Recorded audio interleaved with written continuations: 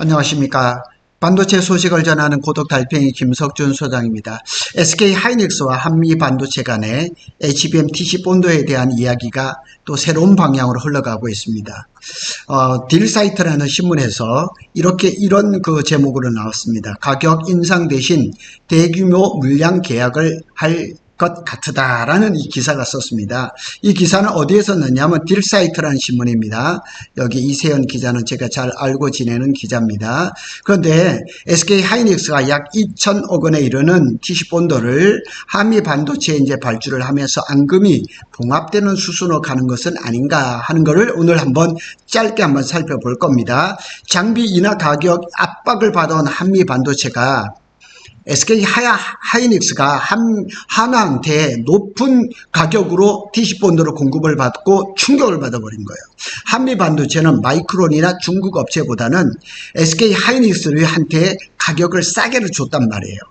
그런데 SK 하이닉스가 한화에 그 검증되지도 않은 장비를 비싸게 사줬다? 이게 말이 되냐는 얘기죠. 그래서 여기에 얘기가 조금 이제 또 다른 방향으로 흘러가고 있어서 한번 살펴보겠습니다. 최근에 한미 반도체가 SK 하이닉스의 제품을 28%를 인상하겠다고 통보를 했습니다. 28%란 얘기는 많습니다. 20에서 30%, 25%, 28%, 28%란 말이 제일 많습니다. 가격 정상화를 위한 대가로 대규모 물량을 배정한 것이 아닌가. 그래서 이걸 통해서 관계가 이제 복원될 것을 이렇게 추측하는 기사들이 올라오고 있습니다. 한미 반도체가 지난 한 해 동안 HBM에서 얼마나 많은 매출을 일으켰냐 이렇게 보면 2월, 3월, 4월, 6월입니다. 그래서 2월, 3월, 6월에는 SK 하이닉스에 들어갔습니다. 전체가 더해보니까 2,790억입니다.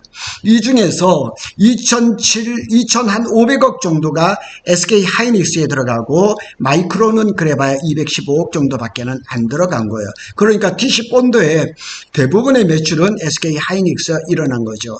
자세한 얘기는 제 블로그에 들어와서 한번 보시면 잘 나와 있습니다. 그래서 현재로서는 후발주자인 하나 세미텍 장비가 한미 반도체만큼 안정성을 확보했다고 이렇게 보기 어려워서 이번 물량의 대다수가 한미 반도체에 배정될 가능성이 높습니다. 그래서 올해 SK 하이닉스의 TC 본도 신규 수주 물량은 한미 반도체가 대부분 차지할 가능성이 높다. 그 다음에 한미 반도체가 최근 TC 본도 납품가를 인상한 만큼 이를 다시 정상화하려면 수주 물량을 많이 배정해 주는 방식으로 협상하는 것이 유리하다고 이렇게 업계 한 관계자가 말을 했습니다. 그러면 지금 대략 알려지기는 SK 하이닉스 올해 필요한 TC 본도의 대수가 한 50에서 80대라고 얘기를 하거든요. 근데 이게 어디를 갈 거냐는 얘기죠. 이게 용인 SK 원산면의 SK 하이닉스는 이제 탑하기를 하고 기초를 하고 있어서 거기는 아닙니다. 27년 5월 달부터 들어가니까 내년 아마 하반기 아주 늦게 TC 본도 발주가 들어갈 것이고 오늘 이렇게 배정되는 거는 모르긴 몰라도 거의 정확할 겁니다. 청주 M15X가 지금 확장 공사를 마감 공사를 하고 있거든요. 거기에 들어갈 가능성이 높다는 얘기입니다.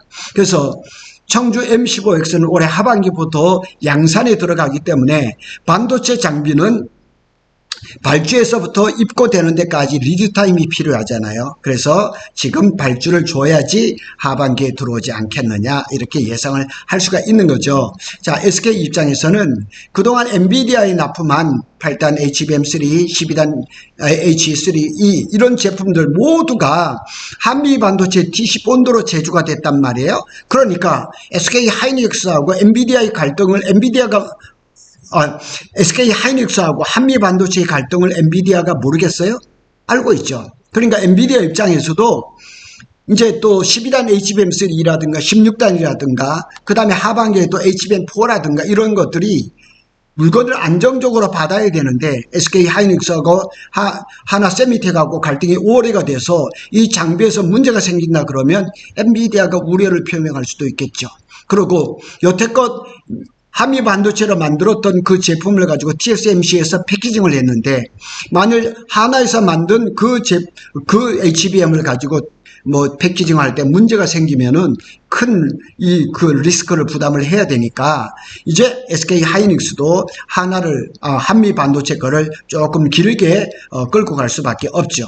SK도 당초에 계획했던 다른 방향으로 SK가 생각했던 건 다른 거예요.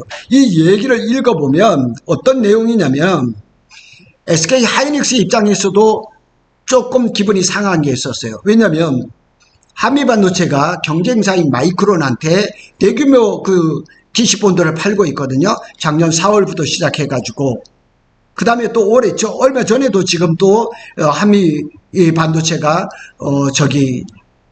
마이크론한테 또 50대인가 더 수주를 줬거든요. 그러니까 SK 하이닉스 입장에서는 한미 반도체를 잘 쓴 것은 사실인데 마이크론한테 장비를 자꾸 팔고 있으니까 그럼 우리도 이 장비를 멀티밴더로 가야 되겠다. 그런데 SK 하이닉스의 TC본드를 지금 문을 두드리는 게 하나만은 아니에요. ASMPT도 있거든요. 근데 ASMPT는 지금 갈 길이 좀 먼 것 같아요. 왜냐하면 이게 이제 밴드로 들어가려고 했던 ASMPT는 지금 잘 안 되고 있는 게 맞는 것 같아요.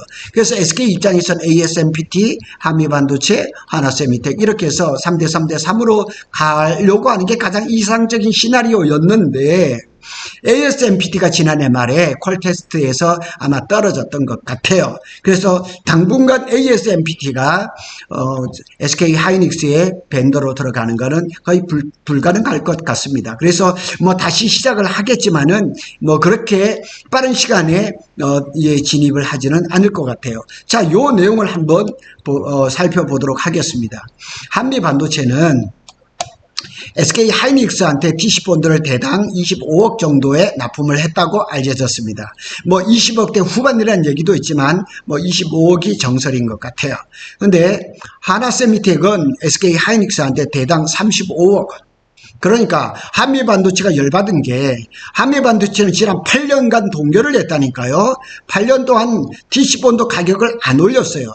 그런데 검증되지도 않은 하나 장비를 자기들보다 한 10억 정도 비싸게 사들였다? 말이 안 되는 거죠. 마이크론한테는 30억 원대로 납품을 했습니다. 그런데 이거는 TC NCF 방식이에요. 지금 SK는 MR 모프 방식이잖아요. 그래서 TC NCF 방식은 이게 조금 복잡하대요. 장비가. 그래서 조금 비싸게 팔리는 게 맞다는 거예요. 중국 기업한테는 40억에 파는 거예요. 그러니까 40억 원대니까 40억이 넘겠죠. 중국에서도 지금 HBM2, HBM2E 이런 걸 지금 만든다고 얘기를 하지만 아직 시장에 본격적으로 진입한 것은 아니고 한미 반도체 입장에서는 중국 시장이 하나가 또 뚫리는 거예요. 그래서 미국에서 한미 반도체가 중국에 팔아먹는 것을 태클만 걸지 않는다면 한미 반도체 입장에서는 중국 기업들한테는 엄청난 큰 시장이 하나가 또 열리는 겁니다. 그래서 한미 반도체 입장에서는 뭐 최악의 경우는 SK 하이닉스를 제껴놓고 아니면 삼성전자하고 손을 잡고 중국 기업까지 한다 그러면 뭐 매출은 뭐 더 많이 일으킬 수도 있겠죠. 그런데 한미 반도체가 28%의 TC본드 가격을 인상하더라도 하나 세미텍보다는 저렴하다는 얘기죠.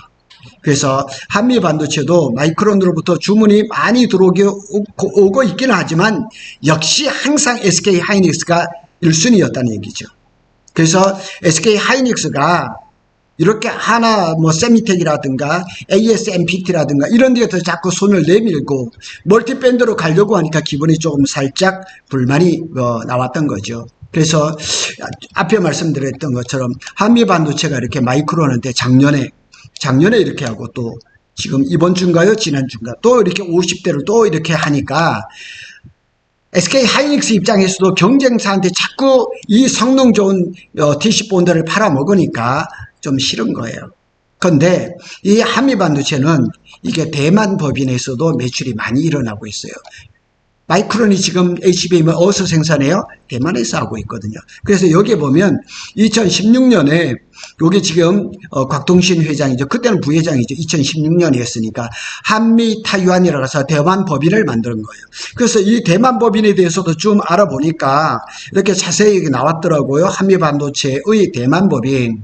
한미 타이완 2016년에 설립을 했어요. 근데 이게 조금 다르더라고요. 왜냐면 이거는 외국계 회사. 이건 아무리 봐도 마이크론을 상대를 하려고 했던 것 같아요. 그래서 문제 최소화. 그래서 한미 반도체에서 제조 장비가 인천 본사에서 생산되어서 고객사에 배송되는 과정에서 발생하는 문제를 최소화하기 위해서 현재 인력을 채용했다. 이렇게 얘기해요. 근데 참 재밌는 게 뭐냐면 위에 한번 보시면은 요게 한미 반도체의 대만 법인, 해외 법인은 커미션제입니다. 월급을 주는 게 아니에요. 성과급제예요. 성과급제. 그래서 어떤 프로젝트가 하나가 성사가 돼서 계약이 되면 그 영업에서 성공한 매출이 발생하면 해당 매출에 대해서 약속된 비율 몇 %의 그 성과급을 주겠다. 이런 구조라는 거예요. 그러니까 대만 법인 사람들은 그냥 마이크론에 영업을 할 수밖에 없는 거죠. 제가 어제도 말씀을 드렸잖아요. 마이크론은 싱가포르에도 들어가 있죠. 미국에도 오하이오주, 뭐 뉴욕주, 뭐 이렇게 또 세 군데도 들어가고 일본에도 또 들어가야 된단 말이에요. 그러니까 해외 이제 그 한미 반도체 대만 법인, 해외 법인이 그런 쪽에다가 많이 하면서 커미션을 받아가겠죠. 그래서 SK 하이닉스는 뭐 의례적으로 이렇게 얘기를 합니다. 이번 수주권에 대해서 마이크론에 대해 얘기한다는 거 아니죠. SK 하이닉스가 한미 반도체에다가 2천억 정도의 발주를 줄 것인가, 이번 계약권에 대해서 현재로서는 확정된 내용이 없다고 얘기를 합니다. 뭐 우리 삼성도 뭐 똑같이 이렇게 말을 하잖아요. 그런데 이게 언제 알려지느냐? 이달 말에 이제 확실히 알려질 거라는 얘기가 주류를 이루고 있습니다. SK 하이닉스 입장에서는 내일 실적 발표가 있습니다. 1분기 실적 발표가 있는데 이미 증권가에서 나타나기를 이렇게 얘기하기를 뭐 7조 원대의 영업이익을 기록할 것이라고 얘기가 나오고 있거든요. 그래서 상당히 예상보다 좋은 실적을 기록할 거라는 것은 분명합니다. SK 하이닉스도 뭐 자신감이 넘치고, 그 다음에 한미 반도체도 마찬가지입니다. 자신감이 넘치기 때문에 강대강으로 이렇게 겹치는 것보다는 SK 하이닉스는 어차피 청주 M15에 TC본드가 필요하니까 한미 반도체의 가격을 누르면서 대량 발주를 주는 그런 모습이 되지 않을까. 그리고 딜사이트의 이세영 기자하고 제가 연락이 되면 팩트 체크를 한번 해볼 겁니다. 그러면 그것도 전달해 드리도록 하겠습니다. 고독 달팽이는 삼성전자와 SK 하이닉스의 반도체 소식을 빠르게 전해드리고 있습니다. 감사합니다.